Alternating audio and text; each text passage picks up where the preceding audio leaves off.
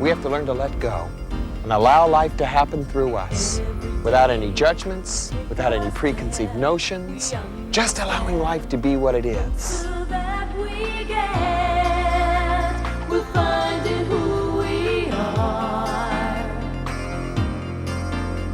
We choose between the left and right, the ups and downs, the darkness or the light. We're finding who we are. There's only one reform in life.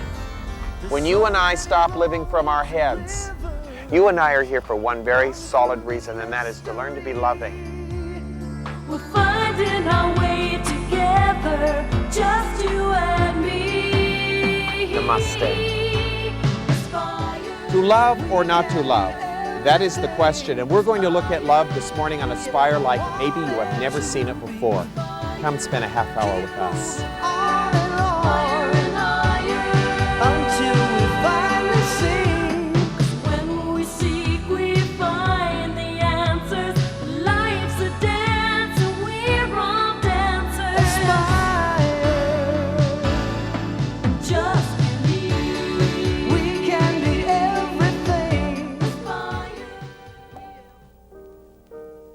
The Prophet.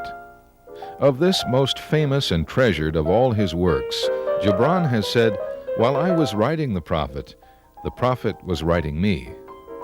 Born in Lebanon in 1883, the man who would become a famous poet, philosopher, and artist was exiled from his homeland for speaking out against the Turkish Empire. He studied art in Paris, then settled in New York City, where he remained until his death at age 48. But the Prophet lives on. Over the years, it has touched the lives of millions, a testament to the insight and wisdom of the man, Kahlil Gibran, who was never wholly and entirely of this world. Then said Almitra, "Speak to us of love." And he raised his head and looked upon the people, and there fell a stillness upon them. And with a great voice he said, "When love beckons to you, follow him, though his ways are hard and steep."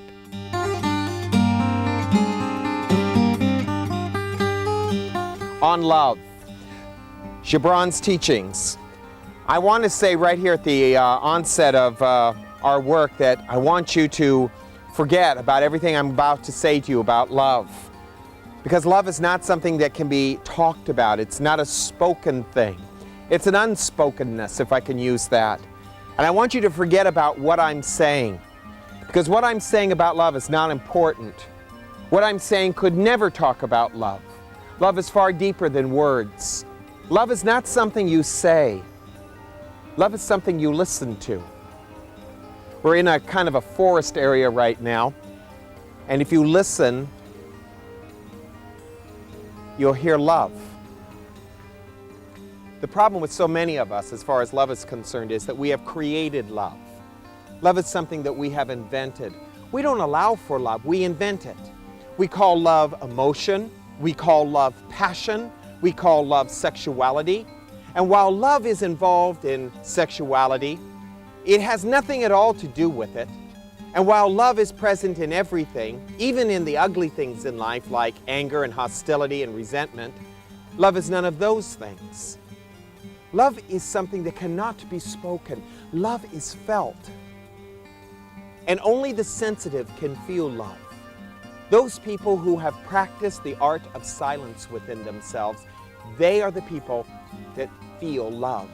Love is felt. It's not felt as an emotion. It is not something that can be spoken about or looked at through the eyes and through the intellect. Love is totally illogical. And it is the single most dangerous experience of your life. If you want to know what God is, if you want to know what life is, it is love. But again, it is not the love that I could talk to you about or anyone could talk about. Love is an experience. It is not a noun, a pronoun, a verb. It is a silence. Consider Jesus for a moment. Christianity calls him their Prince of Peace. Many people in metaphysics think that Jesus was the ultimate teacher. And yet here we have a man who was supposedly the Christ, the Savior of the world, as Christianity wants us to believe. And never once did he ever say, I love you. He didn't say it to his disciples. He didn't say it to his mother. He didn't say it to Mary Magdalene, as far as we know, written in the scriptures. Not even in the book of Thomas do we hear Jesus say, I love you. Why? Because love is not to be spoken. It is nothing that we say. It is something that you and I need to surrender to. Let me give you the deepest form of spirituality. The deepest form of spirituality is the spirituality where we surrender into love, where we actually disappear into love. The greatest love that exists is where the I is removed, where I'm not saying I love you, where the I is removed and there's only love. And no you, just love. Take the I, take the you away, and all of a sudden, you have a word that very few people know anything about. Because love aimed at somebody becomes emotion. Love aimed at somebody becomes passion. Love not aimed at anyone, from anyone, becomes unconditional. And that's what true love is. It is the unconditional nature of us. Every great spiritual master, Buddha, Jesus, Lao Tzu, all of them, Muktananda, Nisargadatta, Yogananda, all say the same thing. Surrender into love. If I surrender into love, then I'm going to have to give up the I of me and the you of you and live in love as an unconditional nature. When we come back, and we're going to go away just for a moment, I want to talk to you about what every great spiritual master was trying to give to us, because they don't give to us morality. When Jesus says, judge not, and he talks about the meek, and he talks about the poor in spirit, he's not talking about humanity in the form of its morality. He's talking about removing the blocks in our mind that we might find love. And I want to go into that.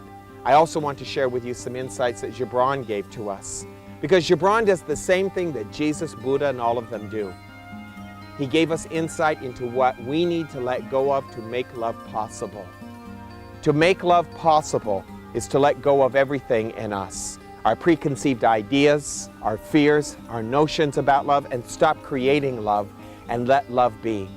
So hold on to your seats as we go into probably one of the most controversial insights that there is on love, as Gibran takes us into the surrender of love and the ultimate conclusion of love, which is that we become unconditional within ourselves. Again, this is for the brave and the hardy of spirit. And when we are ready for that kind of experience, then we can aspire to our hearts, and we find it is not logic, it is love that carries us through. Don't go away. I'll be right back.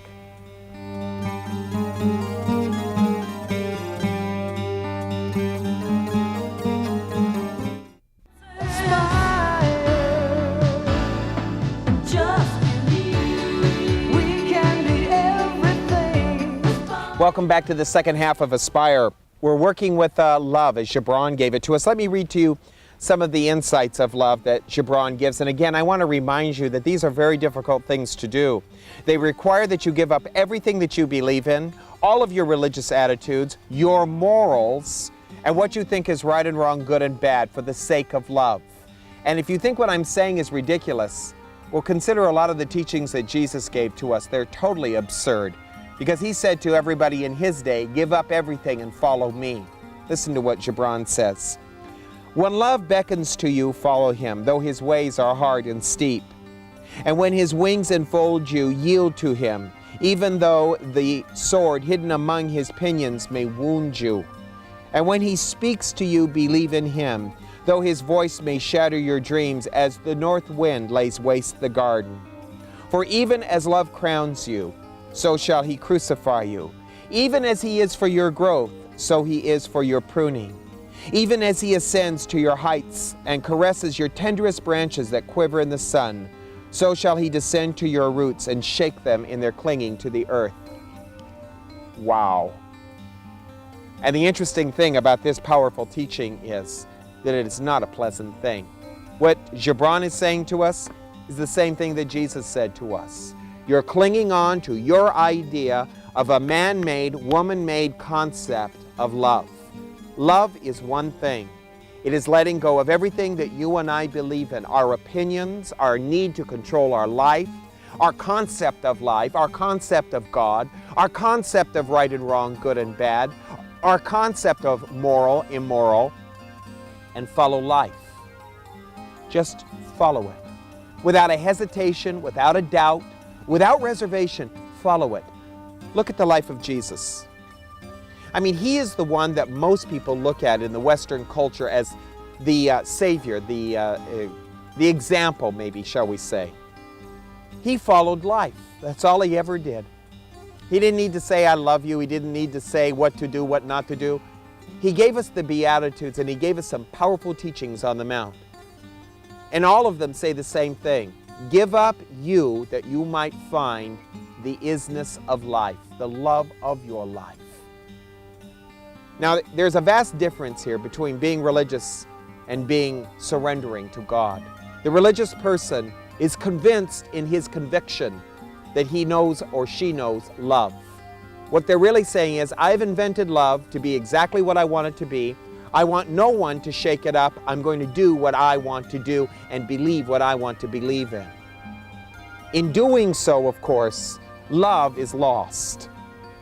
Because love cannot be the invention of a Gregory Penn or of you. As Gibran says, if we are to truly love, we have to understand that love crowns us and crucifies us. We have to have the ability to let love have its way with us. For me, and I can only speak for myself, this is the most difficult part of love for me. My ego, my fear of the unknown, my need to want to control my life, all well up and say no, no, no. And the ironic part about it is that the thing that I most need and want in my life is the thing I most want to resist.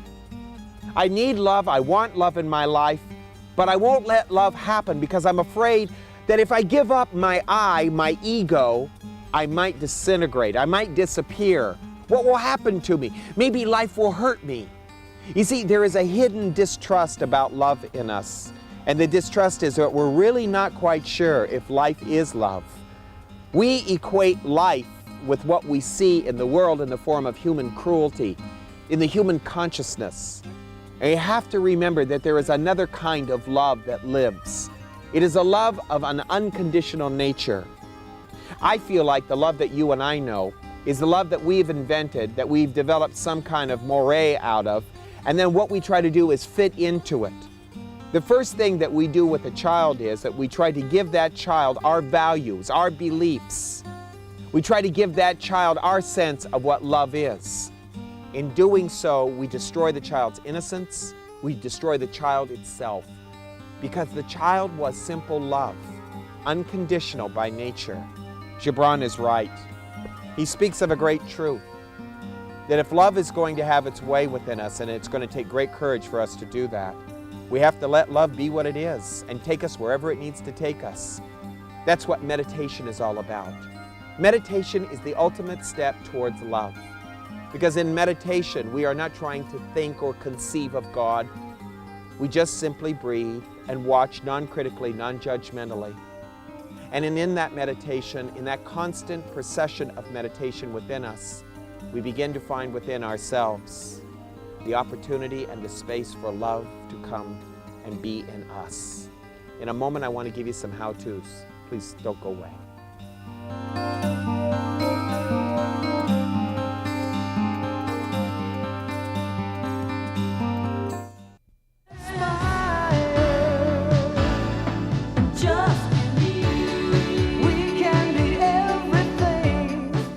Welcome back to the how-tos on love that Gibran gave to us. I want to re-emphasize a very important teaching that Jesus gave. It is one that, if understood within our heart and recognized or remembered in our heart rather than analyzed in our head, will change your whole perspective about love. You'll listen to love more than you will try to analyze it. Jesus said, "Blessed are the pure in heart, for they shall see God."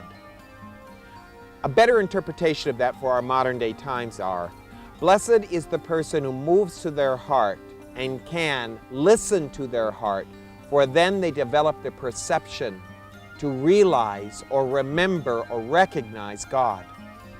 Please remember that love is something that is heard, not something that is seen.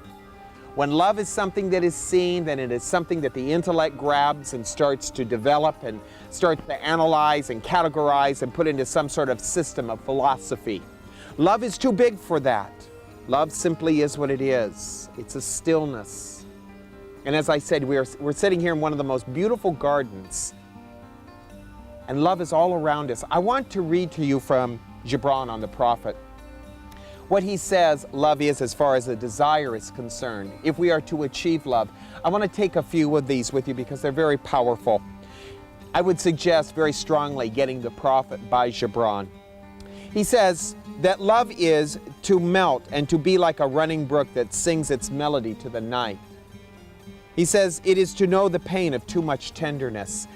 I want to stop at those two because they really hit me hard. Love is realized first as a silence. In the silence, love happens. This is why I urge people over and over and over again. Spend more time in meditation. 15 minutes a day is all I ask. 15 minutes a day is a good beginning. It's not enough, but it's a good beginning. And as time goes on, you'll spend more and more time in it.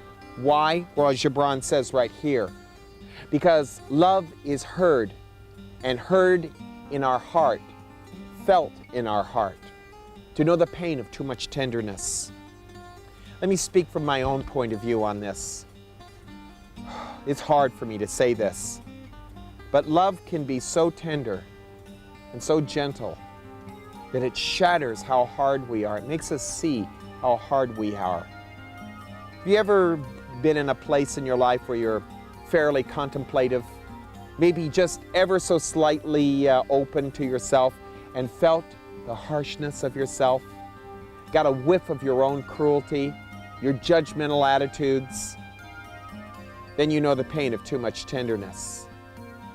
And that kind of pain really is a sobering experience for people like us, because we live off of harshness and cruelty to cover up how hurt we are.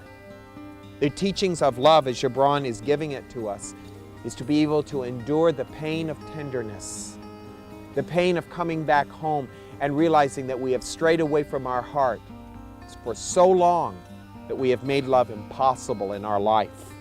Listen to this. To be wounded by your own understanding of love and to bleed willingly and joyfully. To bleed willingly and joyfully. To be wounded by our own understanding of love. To realize we have never loved before. We have talked about love, we've emotionalized love, we've taken love and make it a passion, but we have never loved. And when we finally realize that love is a much bigger thing, a much more beautiful thing than the one we have invented, we bleed for love, whatever it takes to love. I wonder how many of you want love so much that you would be willing to throw out everything that you believe in for love itself. That is to bleed for love, to say I'm sorry, to forgive and to be forgiven, and to do everything that is impossible to you now to make love possible like it has never been before. Most people are more devoted to a philosophical, intellectual concept of love than they are to the unconditional side of love. So again, let me reiterate one very important point, mega important. Never say, I love you. Did you hear me? Never say, I love you. Take the I and the you out, and love will be there all by itself. Now, I know all of you are going to look at me and say, I'm never going to do that. Penn, you're ridiculous. If you think I'm going to do that, you're out of your mind. Fine. It's all right. Still, practice taking the I and the you out of love, and instead of talking about love and letting it be something that you and I make postcards out of, let it be an experience that we live. Eventually, you will find that you stop saying, I love you, I love you, I love you. You'll start living the love that is unconditional. And you will find love in everything, in the ugliest thing in life to the most beautiful. Not with logic, but with love do we hear the voice of God. Namaste.